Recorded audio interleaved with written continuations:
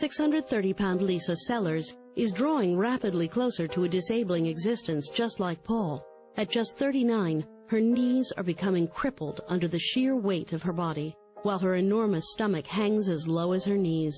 Since separating from her husband 2 years ago, Lisa and her 19-year-old son, Nick, have lived alone in a small 2-bedroom house in North Carolina, in which she's a prisoner. A self-confessed food addict, she is trapped by something which she finds impossible to control. There's a lot of mixed emotions involved in, just that plate of cookies sitting over there. The guilt, the guilt, for wanting them, or, for being happy that they're there, It's just, the whole deal with food it's just a whole roller coaster of emotions that I go through. I have noticed that I guess she gets a little more excited than, say, I would about eating a bag of cookies coming in the house. They're gone in a pretty short amount of time, or just any type of junk food that you can just have between meals and stuff and just snack on. She gets a little overboard with it. If I was here by myself, I would probably be, reaching for those cookies just within a few minutes. Probably as soon as I felt like it was safe. Nobody was around or was going to come in or come back. I'd be right on those cookies, yeah.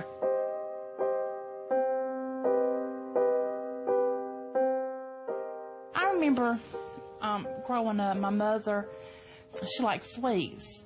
And my daddy didn't really like for us to keep them in the house. But she would buy them and hide them. She had a little hiding place in the closet.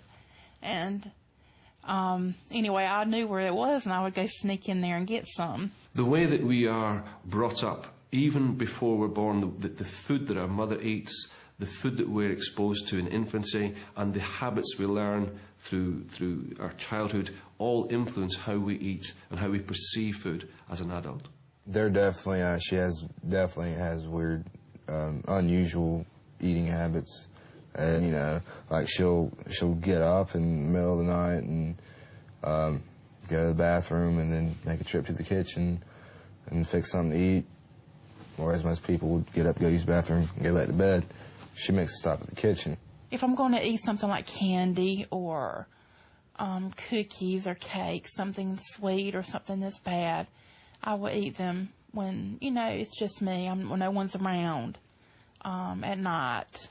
I'm getting ready to go to sleep, and this is kind of my ritual that I do sometimes, some nights before I go to sleep, or I have a snack before I go to sleep, and it kind of, helps relax me and kind of, helps me ease off into sleep. I would say that probably food is probably one of the first things I think of when I wake up in the morning, and, probably one of the last things I think about when I'm going to sleep. This bedtime snack alone totals 1,040 calories. The reason why she can consume so much of a high-sugar product is almost certainly just because her body is not reacting to it in the same way that leaner people do and isn't telling her that she's had enough. And of course you become accustomed to that high sugar intake. Your body levels of insulin are high and remain high, and the complex physiological processes that then occur take away that brain signal that says, I've had enough, it's time to stop. Typically, an average-sized man will store body fat around his waist. But for a woman, fat distribution is different.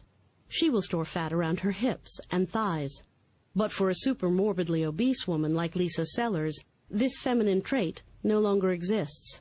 The whole body simply becomes overwhelmed with fat, as the fat cells in the body swell to become up to 6 times bigger.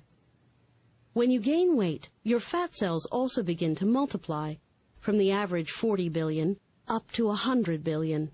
If Lisa were to lose weight, This increased number of fat cells will never decrease. They can only shrink in size. The relationship I have with food is very much like a love-hate relationship. It's like when I'm eating, I feel almost, euphoric. I love the taste of the food and, everything about it, about eating. But afterwards, I feel like I've done something wrong. I feel guilty about it, and that depresses me, brings me way down. There was someone who was close to me who had a problem with drugs one time, and I used to be very, I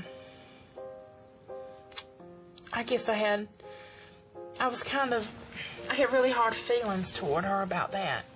But then, I realized one day that we're really no different.